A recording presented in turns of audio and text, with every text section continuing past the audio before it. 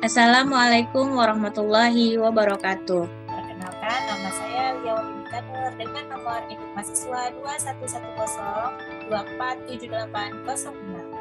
Pertama-tama saya ucapkan terima kasih kepada Ibu Profesor Dr. Hajah Hasna Faidah MPhum sebagai dosen pembimbing mata kuliah Filsafat Ilmu. Kami dari kelompok 3 akan membahas mengenai hakikat ilmu. Saya sebagai pemateri pertama, Linda Melia sebagai pemateri kedua, Marisa Mona sebagai pemateri ketiga, dan Nur Lela sebagai pemateri keempat. Pengertian ilmu. Ilmu merupakan pengetahuan sistematis, metodis, dan koheren atau berhubungan mengenai bidang-bidang tertentu dari kenyataan. Ilmu bersumber dari filsafat yang merupakan input dari segala ilmu dan pengetahuan yang dasar pada rasa kagum atau heran yang memberikan dorongan keingintahuan dan kesaksian, menyelidikinya dan sadar terhadap adanya batasan. Ilmu merupakan beberapa pengetahuan yang memiliki tanda, ciri, syarat tertentu, yakni rasional, sistematis, universal, empiris, bisa diukur, objektif, kumulatif, dan terbuka. Ilmu sebagai aktivitas penelitian memiliki sifat yang pertama rasional, yaitu bahwa ilmu terjadi akibat kegiatan berpikir yang memegang teguh pada kaidah-kaidah logika. Yang kedua, kognitif, artinya kegiatan mencari tahu dan mendapatkan suatu pengetahuan. Yang ketiga, teknologis, ilmu untuk meraih kebenaran, penjelasan, pemahaman, dan penerapan. Assalamualaikum warahmatullahi wabarakatuh. Perkenalkan, nama saya Linda Melia. Saya dari kelompok 3 dan pemateri 2. Ilmu sebagai metode ilmiah. Metode ilmiah merupakan langkah-langkah yang membuat tata langkah dan pola tetap dalam proses pelaksanaan penelitian ilmiah.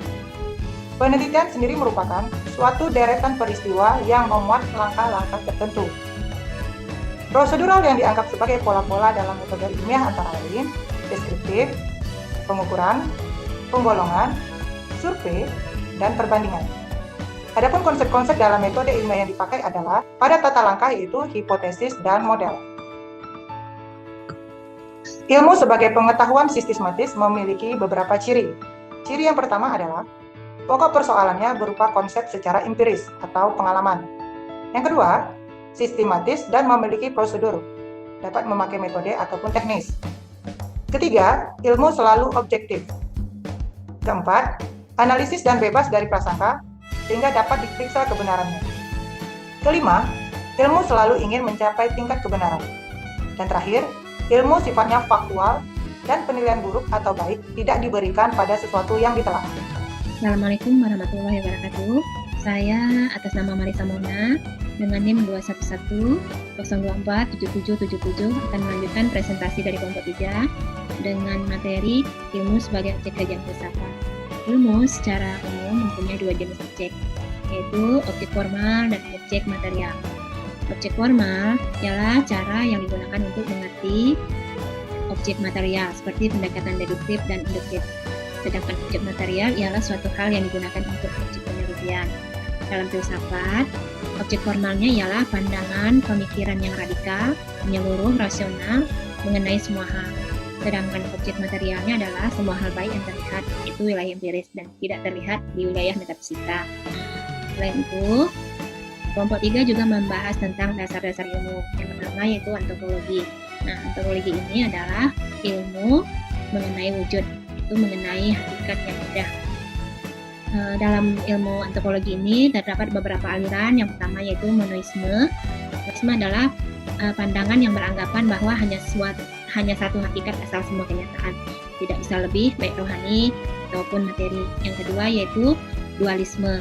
Aliran ini berpandangan bahwa asal sumber hakikat benda ada dua, yaitu satu rohani dan materi, yang kedua spirit dan jasad. Yang ketiga yaitu pluralisme. Aliran ini yaitu aliran yang memberi pernyataan alam ini pada kenyataannya disusun dengan banyak unsur, bukan hanya satu atau dua wujud, dan setiap bentuk adalah realita. Yang keempat yaitu aliran nihilisme, yaitu aliran yang menyebutkan tentang realitas terdapat tiga proporsi. Kemudian yang terakhir yaitu aliran agnostisisme, yaitu aliran ini tidak mengakui kemampuan manusia untuk memahami hakikat benda berupa rohani dan materi. Assalamualaikum warahmatullahi wabarakatuh. Saya pemateri keempat. Nama saya Nurlela, NIM saya 211.024.7792. Baiklah, saya akan menjelaskan dari materi yang keempat, masalah epistemologi. Epistemologi itu membahas mengenai seluk-beluk ilmu tentang keterbatasan dan kemampuannya. Jadi konsep yang pengetahuan epistemologi itu yaitu teori menurut teori Bahtiar 2004 152 di antaranya adalah metode induktif merupakan terdapat batasan-batasan akal dan indera manusia dalam mendapatkan pengetahuan, oleh karenanya hasil yang didapat sama. Yang kedua, metode deduktif merupakan langkah yang memberikan kesimpulan bahwa data empiris diproses lagi dalam sistem yang runtut. Yang ketiga, metode positivisme merupakan bermula dari yang sudah diketahui, menyampingkan semua permasalahan sebagai fakta. Yang keempat, metode kontemplatif merupakan terdapat batasan akal dalam menerima pengetahuan. Yang kelima, metode dialektis merupakan cara berdebat atau cara untuk mendapatkan pemahaman dan menemukan kebenaran. Selanjutnya, masalah aksiologi. Aksiologi itu merupakan sesuatu hal yang sangat penting untuk hidup dan kehidupan semua orang. Sebab itu, ilmu membuat segala kebutuhan dan keperluan semua orang dapat dipenuhi dengan tepat, cepat, dan mudah.